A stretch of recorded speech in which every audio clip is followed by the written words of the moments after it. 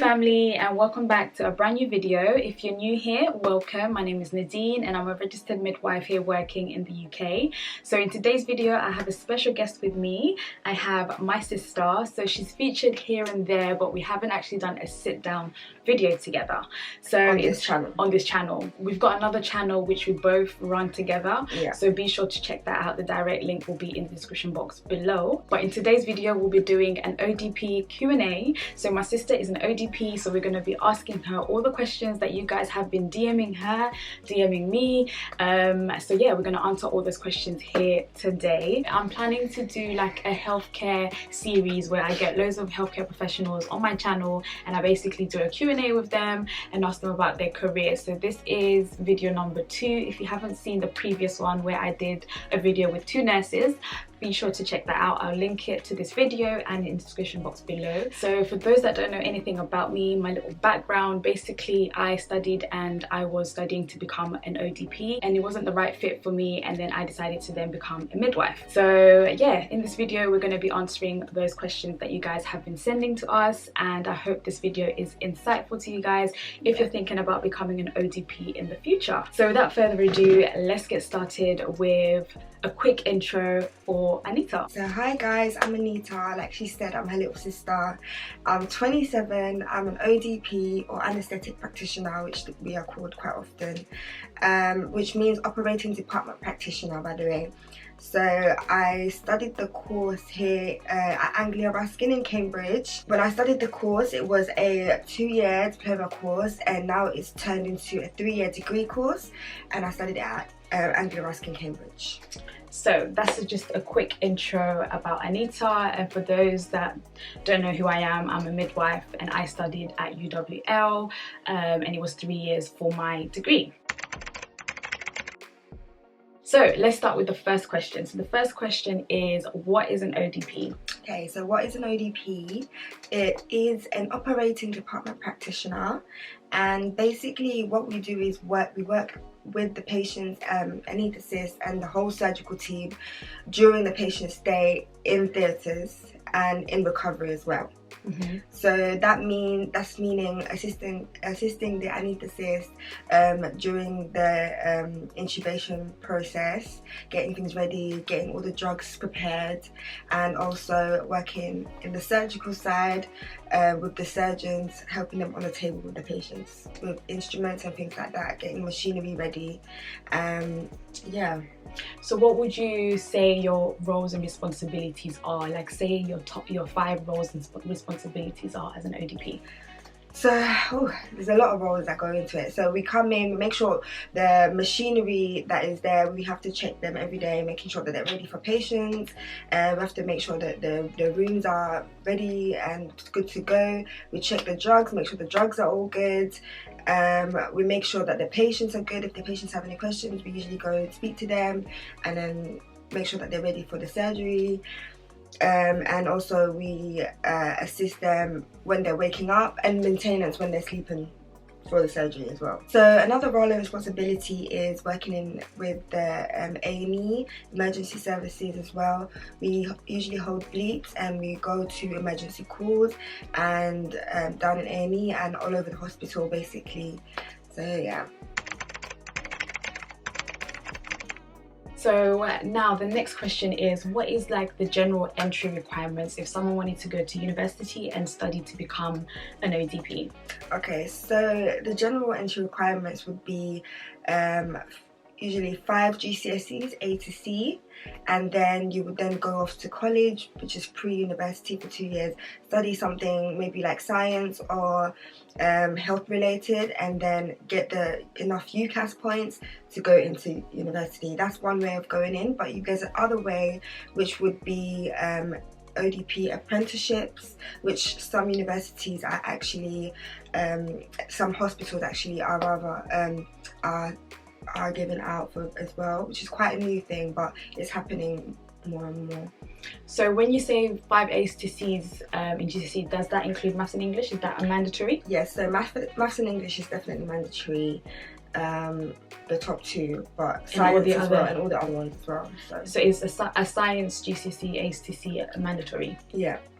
And in A level, do you have to pick a health related subject, or you can do things like, I don't know, like PE, as long as you just have the UCAS points? So they would prefer you to have like more like a social sciences and things like that. However, UCAS points are important, and yeah, you're more likely to get into university with those health requirements. But the health requirements, the health courses, yeah. Okay, so in terms of your requirements, what did you do for GCSEs and A levels to get onto the course? So I did my normal maths, English, science. I did double applied health and social care in secondary school, which also helps me a lot. And then I just did the rest of my other courses. I made sure I had my 5. And then in college, I studied double applied health and social care again and sociology. As an A level? As an A level. And then after that, I took a year off. And in that year, pre-university, I went to go and study psychology, health and social care, and anatomy and physiology, which then helped me also go back to uni when I wanted to. Yeah. So in terms of work experience, is work experience necessary or not necessary? So it's not mandatory to have work experience, but they do tell you that it would be so much better, and I think it is a lot better for you to have some sort of experience in a hospital setting, because you don't want to go through the whole process of going to university and then getting there and being like, well, this is too much for me. It's something that it's better to do it pre going onto the course, because many people have dropped out 1 week, 2 weeks after starting the course, after doing all of that to go to the course. Because they realise they're in a hospital setting and they've never been in a hospital setting. Yeah. So in terms of work experience, before we move on, what work experience did you do? So I was one of those people who didn't have any theatre work experience at all. Yeah. What I did do though, I did have work experience in, I did nursery, I did a nursing home, and I also did working with children with disabilities as well. So that kind of helped me in like the health aspect side of it. But actually working in a theatre, I didn't do that until I got into the course. How about in a hospital setting? In a hospital setting, I didn't do that at all. Okay, so it's not mandatory, but it's not mandatory, but it's better if you do. Yeah, it's a plus if you do, and it's a good thing to say on the interview, in the interview process when you're going off to university. Not just the interview process, even your personal statement. It's a good thing to add. It's a good thing to add. Yeah, so I would suggest that somebody does do some work experience in a theatre.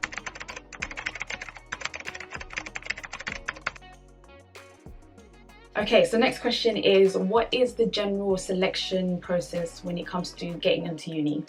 Okay, so once you get your UCAS points, you obviously apply, and then apply through UCAS, or yeah, I applied through UCAS.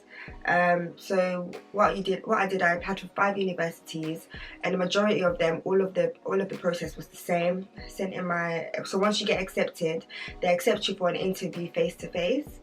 So, and on that day, usually what you do is a maths test and an English test, and if you pass that test, you go on to the next round, which would be the next round would be a group interview. They kind of throw out questions to you, and then they want to see how you are going to respond in a group setting, if you know what I mean. Yeah. After that process, then you go on to your single interview, which is the interview they do one-on-one with the lecturer or whoever is there at the university, and then they ask you questions. They're trying to see if this will be a good fit for you. So then after that, then that would be like a long day process actually, from morning usually 9 o'clock till about 4 or 5 o'clock. And then after that you go home, and that's when you'll get a confirmation if you're going to get accepted or not. Okay, and how many universities accepted you and how many didn't? So I mean, it's not the end of the world, rejection, because she's now an ODP. Do you know what? So, and there's a lot of students that my first interview, I remember it was, because I'm the worst when it comes to interviews. I'm one of those people who absolutely will get there and forget everything. I'll forget even my name. So my first interview, I got in there, and then it was at the first university, I think it was at Canterbury. I sat down, and then the lady basically just asked me like, so what is your understanding of an ODP? And I kind of was just like, I literally I stood up and I was like, thank you, I'm gonna go now. Preparation is key. Preparation is key, but the thing is, I had prepared, but it's just that I'm just really bad and I get really nervous at interviews. So I was just like, yeah, no, I don't think this is, I don't think I'm gonna do that. So that was that one. Definitely didn't get into that one. The second one, I don't remember where I was, but I was a bit more less nervous. I kind of went in there, but it was the group interview that I was like, no, I did so bad. So I was like, didn't get into that one. Third one, I got an offer there. It was quite a chilled out experience. I think the more interviews I did, the better I got. So then I think I got 2 offers from university, and then I just picked the one that I wanted to go to. Okay, so next question is, how much is the tuition fee for an ODP course? Okay, so for an ODP course, I was very lucky because at the time I applied, they were still doing the free funding by the NHS funding. Yeah. So my course was completely free. I didn't pay for it at all, which I'm really happy about, which was quite an incentive to actually go into the course as well. But now they don't do that anymore. It's now 9 grand. So it's the normal tuition fee that everyone pays in the UK. I paid 9 grand too. So. Yeah. So, sorry. So your course structure, so how was that like after you got accepted to university and you started uni? How was your course structure? So in terms of course structure, you do placement and you do university as well, university lectures. So it's not quite like every other course. This is a course where you're really going to have to pay attention, and you can't be flunking, you can't be missing classes and things like that, because they take it very seriously. I think I had about 30 people in my course, like the whole course, 30 people. So because is it 50-50 placement, 50-50 theory, or is it it's 50-50, but what they did when I first started, we did 2 weeks of lectures, and then they sent us off to university, sent us off to theatre straight away, just to get kind of like an insight of what it would be like. So yeah, most of the time it would be 50-50. We'll spend a block of time in actually most universities, they do a block of time in university and a block of time at placement. But the way that we did it at Anglia Ruskin, we did one day of lectures, and the rest of the days would be placement. That makes sense. Really? In a week? In a week. So it would be like one day of lectures, and then the rest of it is placement. Lectures and placement. So it's like mixed. It was like mix and match. I think our one with 50. Okay, fair enough. Okay, so in terms of placement, how was your experience going out on placement? Like your first day and then getting used to it, like how was your overall experience? So my experience was quite interesting actually. I hated being a student so much. It was the worst thing, because you kind of feel like a fish out of water. And I went to a really big hospital. It was a massive hospital, and it's my first day. I don't know this place. I don't everyone's busy, everyone's kind of doing their thing. So I didn't like it at all. But in terms of the learning, I love the fact that they kind of push you out there, and you get to you're kind of learning on the job. You're seeing everything, and you're seeing a lot of interesting things. So that aspect of it I loved learning the new things. I loved seeing this, I loved seeing that. I love being able to actually hold things that you see in books, like body parts and stuff like that. So I really enjoyed that part of it. But the actual being a student itself is really stressful. Early mornings, you're having to run around doing, getting your book signed, getting this done, getting signatures. So that part of it was quite hard to manage in the beginning. But once you kind of get your own structure and your way of doing things, I think it becomes a lot easier. Yeah, that's like me, because being a student in any career path you choose, it's hard work. It's hard work. There's a lot of pressure. And there's a lot you have to prove. You have to Yeah. prove yourself 24/7. People are always questioning you. People are always trying to catch you out. Yeah. There's, so it was that aspect of it I really did not like. I did not enjoy at all. Yeah, when I was a student ODP, like I hated the whole sitting. I just didn't like the job in general. Maybe you enjoyed it, but I just didn't like the job in general. I remember, so I went to Birmingham City University to study ODP, and I was there for 2 years. So that's when the degree was 2 years, and I hated it. Like I literally hated it. I hated the fact that you had to literally sit there throughout like a 12-hour surgery and basically not do anything. I like my patients to be like talking to me and interacting with me. I like to keep busy and I like to be active. But as an ODP, I was basically, you know, making sure the patient was okay while they were undergoing their surgery. But obviously they're asleep because of the anesthetic, so you're not really like, you know, talking to them. You're not really talking to them and stuff like that. So I didn't like my whole student experience as an ODP at all. Yeah, some people love it, some people hate it, but I didn't enjoy it at all. But yeah, it wasn't great for me, which is why I just didn't want to be an ODP after that. But I love the job, but I just don't like being a student. Yeah. Okay, so the next question is, what are the areas or the common areas that an ODP can work in? Okay, so we've got people. The ODP job is a little bit specific, but there's a lot of places that you can work that people don't know about. So the main three is obviously anaesthetics, surgical and recovery. But we also work in A&E, like I said before. You can work as a transfer. So I've done my transfer training, so I can work in the ambulances. You can also do helicopters if you've done that training. You can also be a military ODP. So I've seen quite a few of those that work in the military as ODPs, and you get sent out to different places and stuff. So yeah, that's pretty much. And you can work in critical care and ICU as well. What is the most common setting? So you guys work in hospitals, ambulance, helicopters. Is there other settings like private clinics or community work you guys do, or is it just general like hospital based work? Yeah, generally speaking, ODPs are based in the hospital theatres. Yeah, so you wouldn't go out into the community as an ODP because you're doing surgery. You're not really doing surgery in someone's house. So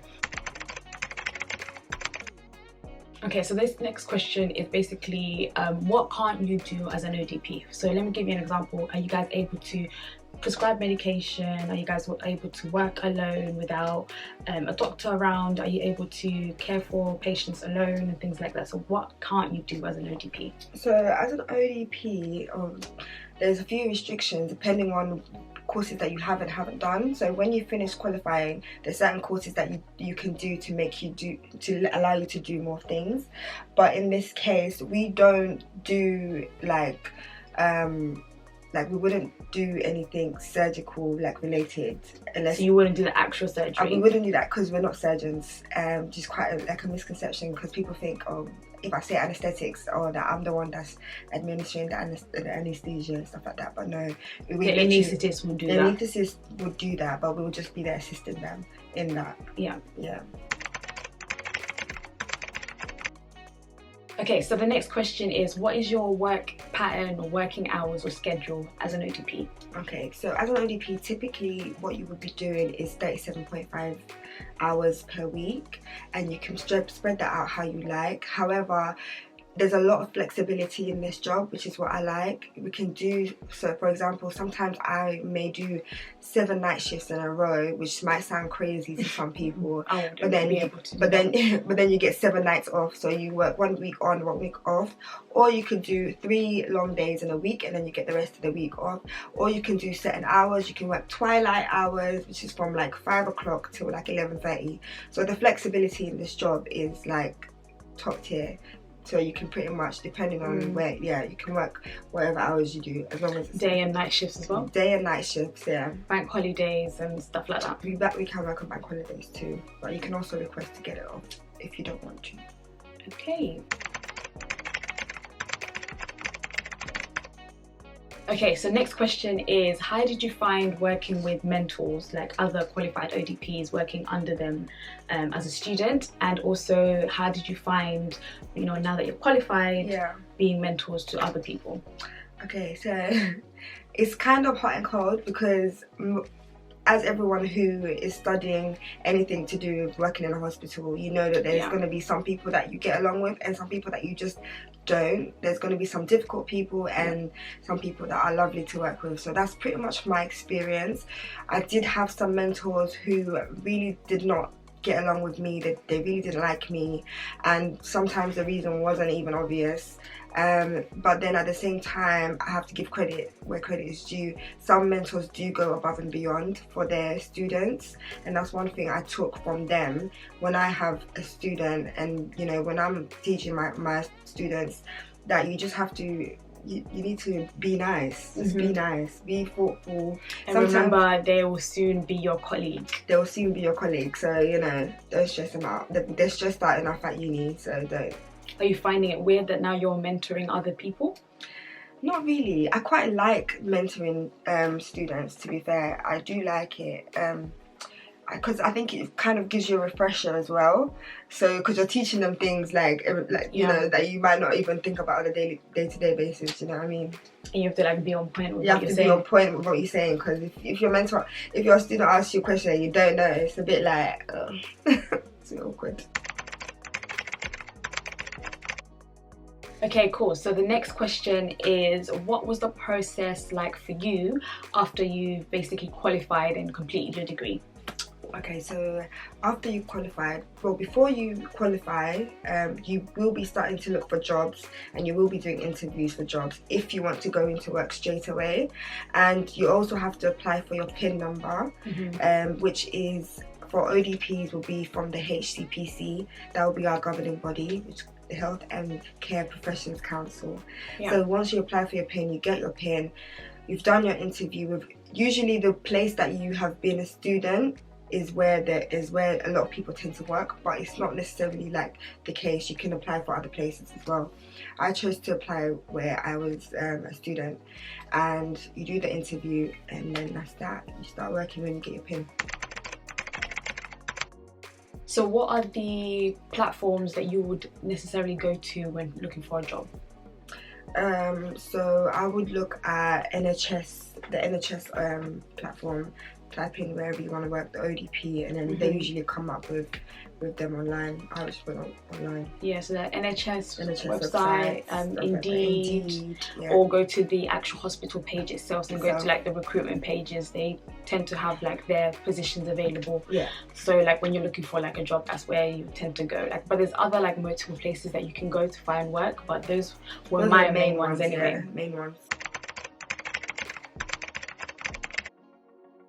Okay, so the next question is, what is the general starting salary for an ODP, and what is the band that you start on? Okay, so the band that you start on will be a band 5, so that would be the same as like a nurse, and the starting salary would be around 25k. But as the years progress, you do get your increments every year. So. And depending on where you work, so for example, if you work like in London, you get like a higher salary, for example, compared to someone that works like outside of London. So the pay is different. Because of London waiting. Because of the whole London waiting thing. But yeah, so that's the starting salary for like a ODP. So it's ranging between 25k, could be more, could be less, depending on where you live. If it's in London, outside London, and things like that.